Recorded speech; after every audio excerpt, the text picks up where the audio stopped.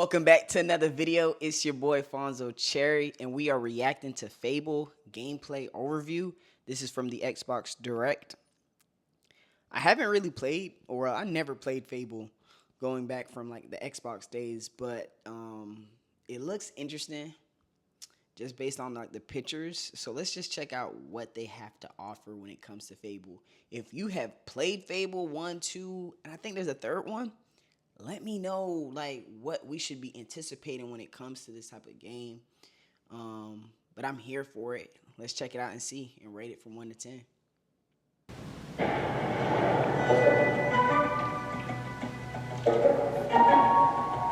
Hi, welcome to Playground Games, where I'm thrilled to share our very first deep dive into a game we've been making here for a really, really long time. Fable.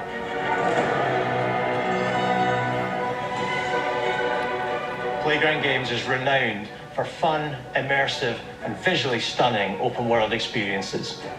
Since 2010, we've been developing the Forza Horizon series right here in Royal Leamington Spa, a charming little town in the middle of England.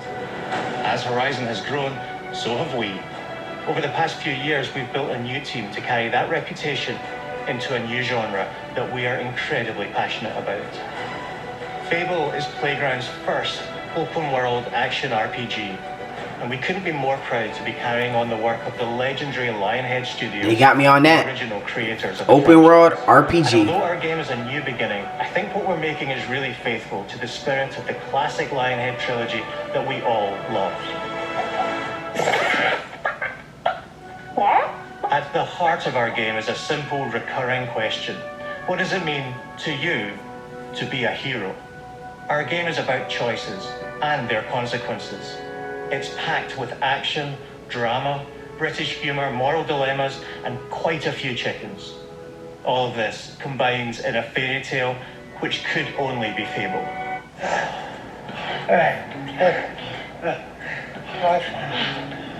And when you get iPhone... In classic Fable fashion, you begin the game as a child, growing up in the sleepy rural village of Briar Hill.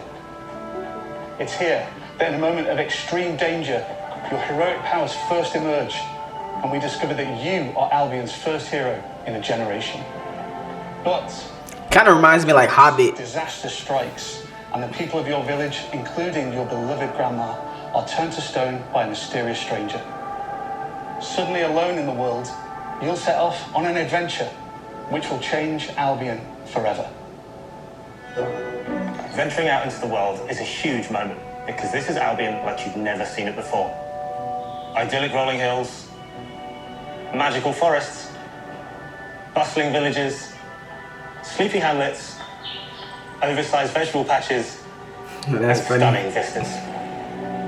And because our Albion is truly open world, for the first time, you'll be able to explore this rich and detailed world seamlessly, with the freedom to go where you want from early in the game.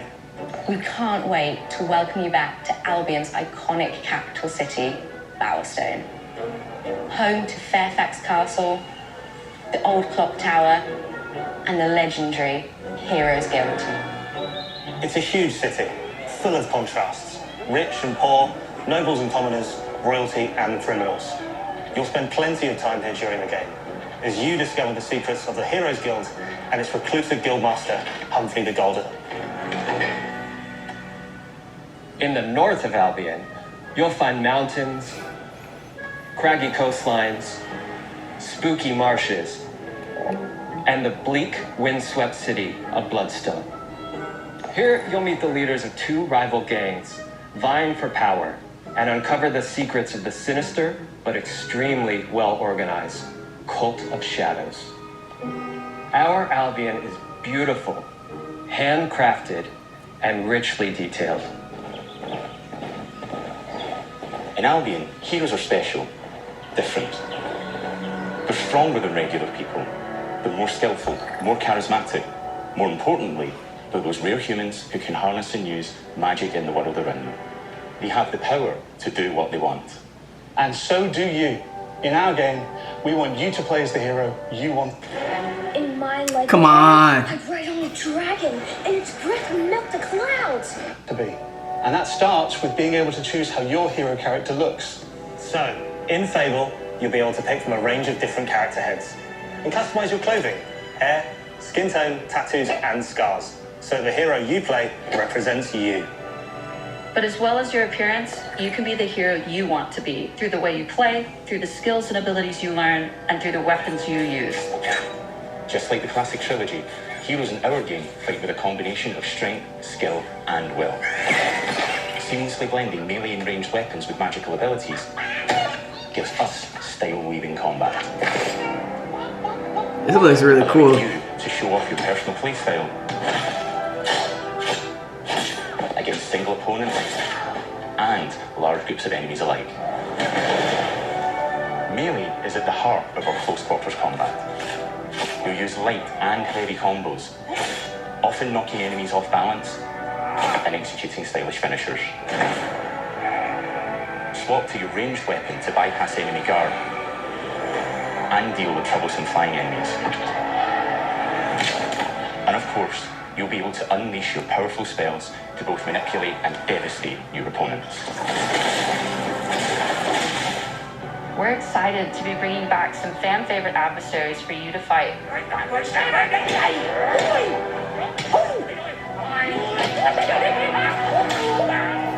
The sound effects is funny. As our battle brings colorful and trolls. And we're adding brand new enemies too, like this fearsome cockatrice, a giant fire-breathing chicken. Each enemy family is different, with their own weaknesses to exploit and defenses to overcome. But with all the unique tools in your combat toolbox, how you defeat your enemies is up to you. That's fire, man. But there's more to being a hero in Albion than fighting. So much more. When we talk to people about their favorite memories of the original games, so many of their stories were about the stuff you can do when you weren't just being a hero. The normal, everyday stuff which happened when you interacted with the people of Albion. For me, what I remember most vividly are the inhabitants of Albion, and the things you can do with them, or to them. The crazy thing about the classic Fable games was that in the middle of a sprawling RPG was almost a complete other game, where you could just mess around with the villages and towns for... We're twins. She has astigmatism and presbyopia. When you walked up to me, I was so freaked out. And we've built that same experience in the middle of our game too.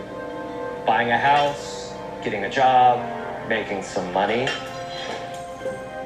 romancing a villager, getting married, having kids. Fancy a date? Perfect. You can get to know me better. That's fire. Buying another house.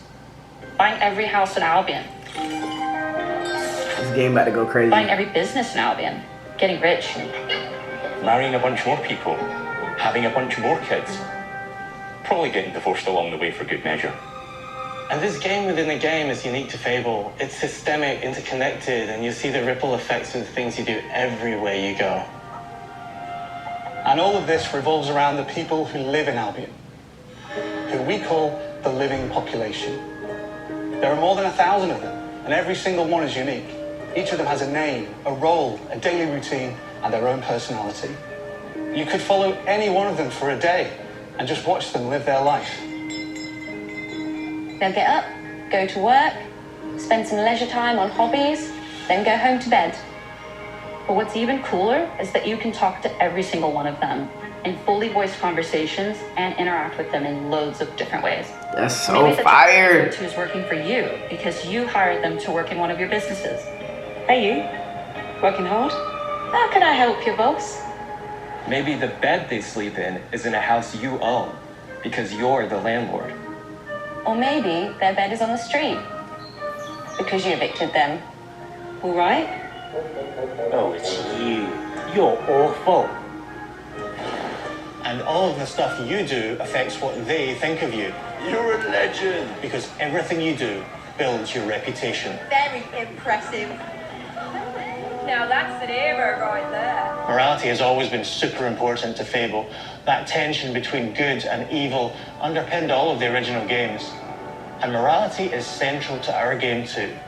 But we have a slightly different take on it. us, morality isn't black and white. There are lots of grey areas. And importantly, morality is subjective. No two people see things exactly the same way. And that's how it works in our game too. Let's get ready to dart! These ads. Get your money, man. Get your money. Everything you do earns you a reputation. And every person in Albion will have a different reaction to you as a result. Hello there. Yeah, we get it. You're rich. They'll remember things you did directly to them, they'll love you or hate you for the choices you make, and they will always tell you why. Although, usually from a safe distance. Our game will never judge you, but the people of Albion will, loudly. Imbecile. Your reputation is created by the choices you make, and you are going to make a lot of them. Big choices, little choices, moral choices, and some choices that will actually change the landscape of Albion for the rest of your game. We call this idea, your choices change the world. Let's give you an example. Early in the game, you'll meet a character named Dave, an egotistical gardener in a rural village who discovers a magical growth formula. He accidentally turns himself into a giant and becomes a big problem. It'll be your job to deal with him, and ultimately it will be your choice whether to kill him or to spare him. If you kill him, his giant corpse will lie on the farmland just outside of town for the rest of the game. And that is going to affect house prices. It will also affect what a lot of the villagers think about you. Especially Dave's sister. In Fable, the choices you make will define you. What does being a hero mean to you? At Playground Games, we've built a pedigree for beautiful, immersive, open-world experiences. Yes, they've typically involved sports cars, but this is a passion project for all of us here. Every member of this team, which we've built from scratch, has two key things in common: a deep love for the franchise and a burning desire to bring it back. We're making this for Fable fans just like us, but also to introduce Fable to gamers who've never played the series before. It's been great to finally tell you a little about the game we're making. There'll be much more to share as we get closer to our launch. I'm excited to tell you today that Fable is coming to Xbox, PC, and PlayStation in autumn 2026. Let's From all of go. us here, thanks for watching. That's W. I give it a whew. I never played it, but I give it a solid like 7 out of 10. I'm hype about it. Like, it looks really good. What do you guys give it? And I'll see you in the next video. Peace.